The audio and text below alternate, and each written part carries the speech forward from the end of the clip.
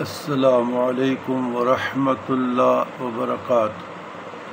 اللہم صلی علی سیدنا محمد وعلی آل سیدنا محمد وبارک وسلم۔ برادران اسلام،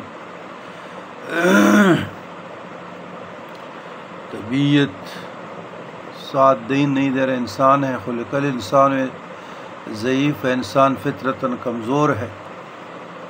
تو کل مجھے میسنجر پر ایک میسیج آ گیا ایک بی بی کا کہ 32 ایئرس مائی ایج، اور جس کام کو بھی ہاتھ ڈالتا ہوں وہ نہیں ہو رہا، اور میری شادی نہیں ہو رہی جہاں میں چاہتی ہوں، تو میرے لیے استخارہ کریں، بین و توجہ۔ عزیزان گرامی، استخارہ بہت عمدہ چیز ہے، خیر اور بلائی کا ذریعہ ہے۔ اللہ سے مدد مانگنی ہے، اللہ سے مشورہ مانگنا ہے، اور الحمدللہ سالوں سے میں استخارے کے ساتھ سوتا ہوں، اس کے وظائف پڑھتا ہوں بطور وظائف، یہ تو میرا روٹین ہے۔ اس سے پہلے بھی بارہا میں عرض کر چکا ہوں کہ استخارہ خود کرنے کا نام ہے، کوئی کسی کے لیے استخارہ نہیں کر سکتے، دعا کر سکتے ہیں۔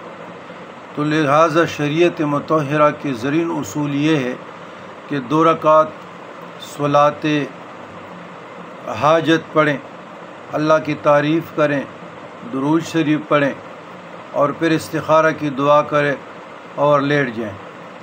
اسی طریقے سے مسلسل ایک ہفتہ کریں، اس کے علامات آپ پہ ظاہر ہو جائیں گے۔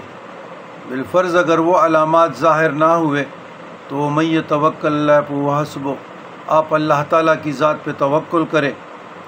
اور جہاں پہ شادی کا تعلق ہے تو اللہ سے دعا مانگے۔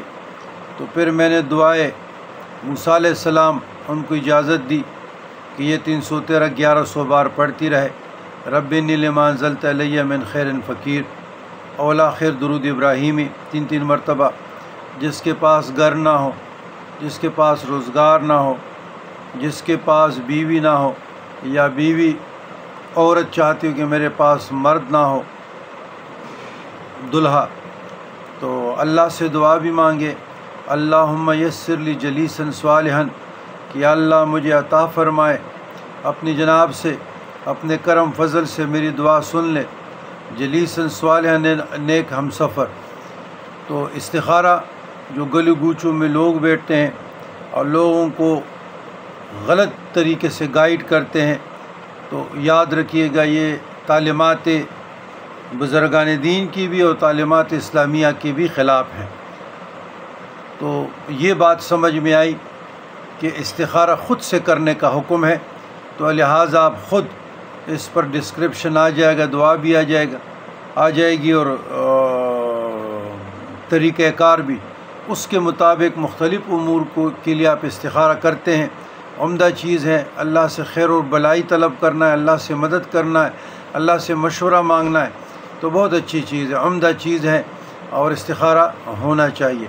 لیکن شادی کے لیے کوئی ضروری نہیں کہ آپ استخارہ کریں، آپ نے شریعت کی ظاہری امور پر عمل کرنا ہے، امپلیمنٹیشن ہمارے وجود پہ ہوتا ہے، تو شریعت ظاہر کو دیکھتا ہے۔ ظاہر یہ، اگر ظاہری اسباب ٹھیک ہے، بندہ ٹھیک ہے، اور اس کے ریکوائرمنٹ ٹھیک ہے، تو آپ ہاں کر دیں، اس میں پھر استخارہ کی بھی ضرورت نہیں۔ ربنا ظلمنا انفسنا وان لم تغفر لنا وترحمنا لنکونن من الخاسرین۔